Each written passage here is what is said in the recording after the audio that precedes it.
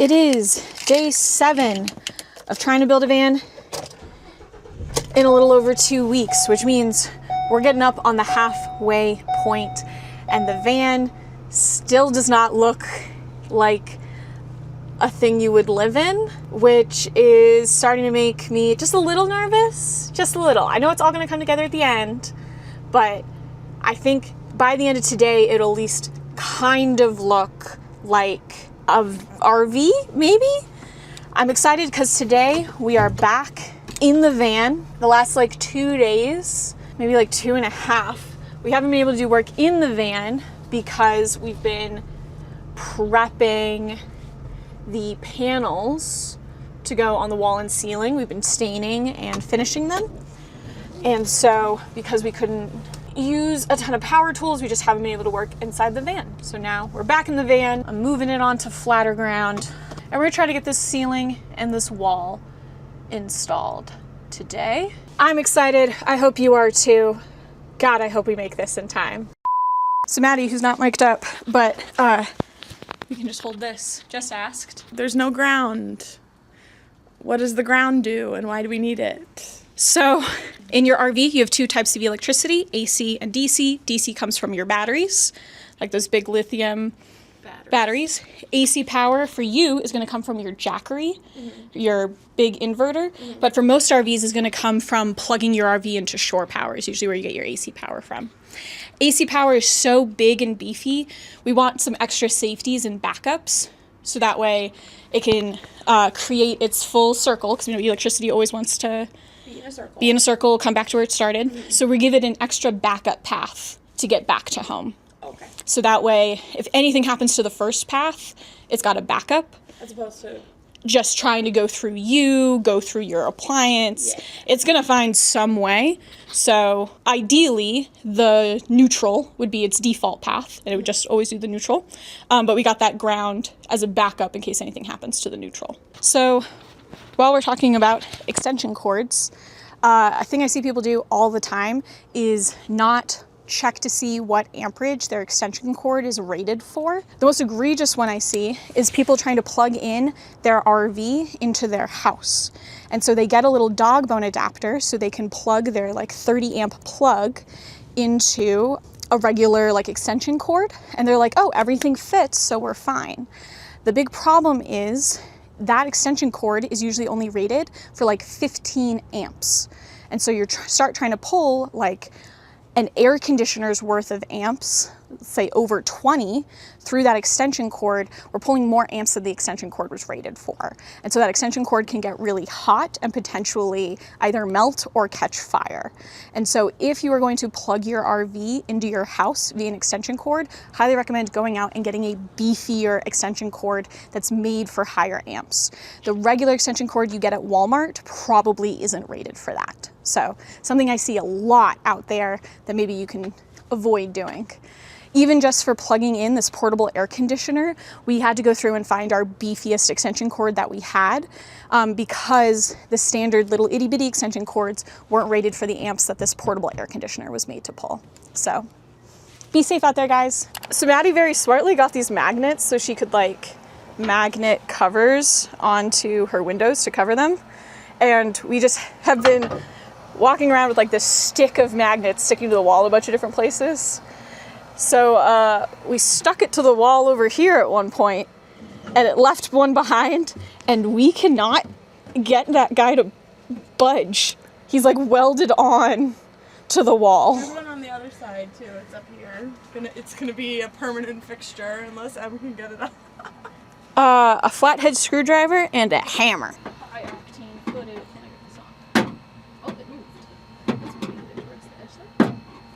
There we go. There you go. There's one. One up here.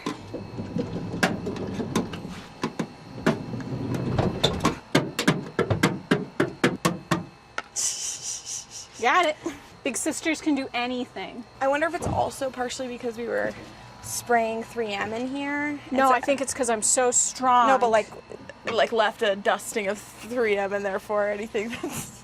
Anyway, you're so strong. Sorry. It's because she's so strong.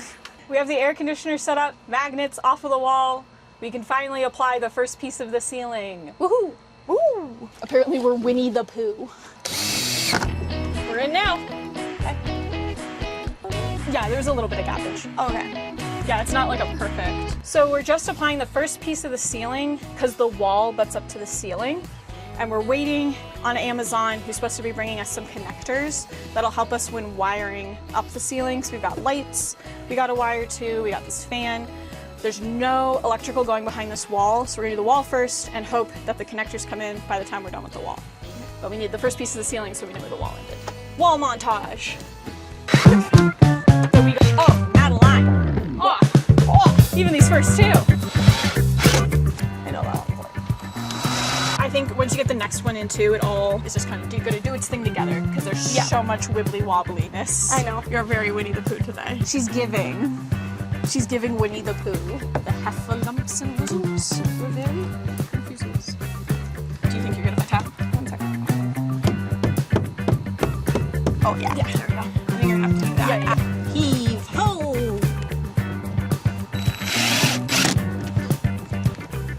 Oh yeah. Okay, so that was editing Emily here. A little context for the next clip. When we took the panels off of the wall, we very smartly gave each one a letter so we could know which panel went where when we put them back in. Unfortunately, when we took the panels off, we took them off from the bottom. So the bottommost panel is A, and it goes A, B, C, D, E, F.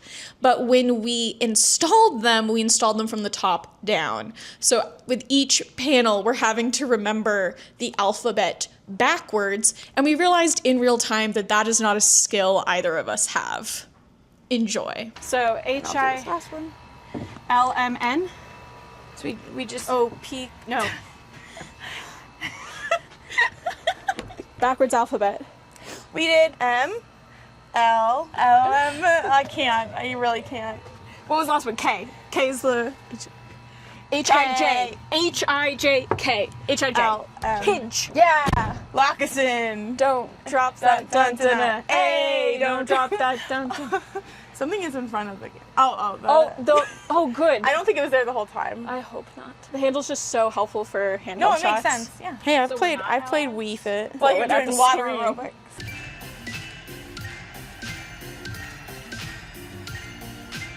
Or it's not what, I guess it's air aerobics. Which is just normal aerobics. I'm sorry, air aerobics. It's step up. Remember when Mom gifted Dad a cup of piss? And that was how she told him they were getting a Wii? No, I don't. Sorry, were you not there for that? Because that was a core memory. Core memory. Oh my god, no. It wasn't real piss. But you were supposed to think it was piss. You were supposed to think it was piss. Yeah, my family doesn't like to just give you a gift. They want... That would be too easy.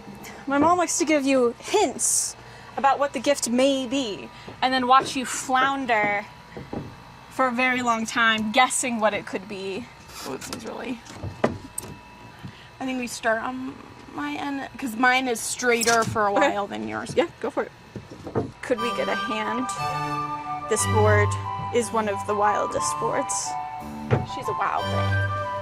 You make my heart say. I think it's gonna take... I think you're going to want to be on this end, actually, Dad. Sorry. I'm just gonna put on the same. No, it's not. So Maddie very smartly caught that this wall is supposed to go all the way to the floor, as walls do. And we had a plan to put some brackets. This floor is made up of 4 separate pieces, and we just wanted to put some flat brackets on the bottom to keep them all together so they didn't try to like separate. And we need to do that at least to this piece to connect to that piece before we finish this wall. So we're gonna do that now. Screws, brackets. We think if these two guys are flush, that's Hakuna. Hakuna Matata. Hakuna Matata. This was the vision we were talking about. Little brackets just so these two pieces of flooring can't separate. Then we'll flip it back over and we're back on the wall. Here's a fun tool tip with Emily. If you're like, oh, why do some of these cost more than others? These like big squeezy clamps. It's because the nice ones will let you take the top piece of the clamp, flip it over and put it on the bottom. And now this guy will help push things apart as opposed to pull them together, which is useful in situations like this.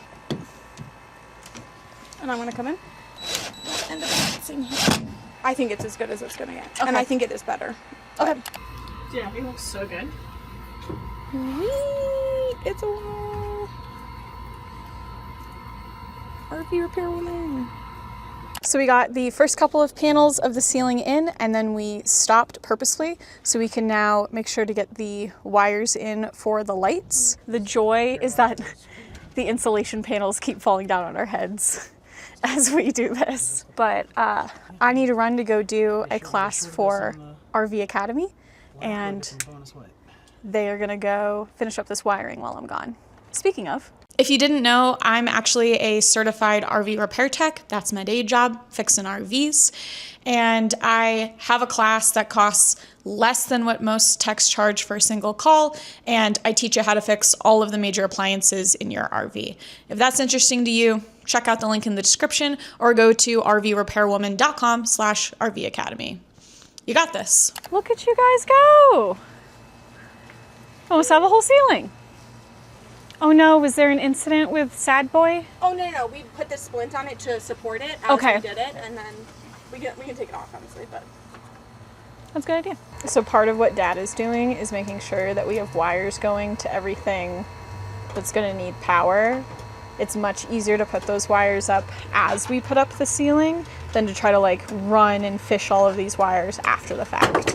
So while we still have access to like all these little nooks in the walls and things like that, we're trying to get the wires to like the lights and the fan. It's like up and to the back. You may need to stand to be able to see it. You're doing great. Okay, so pull it back slowly.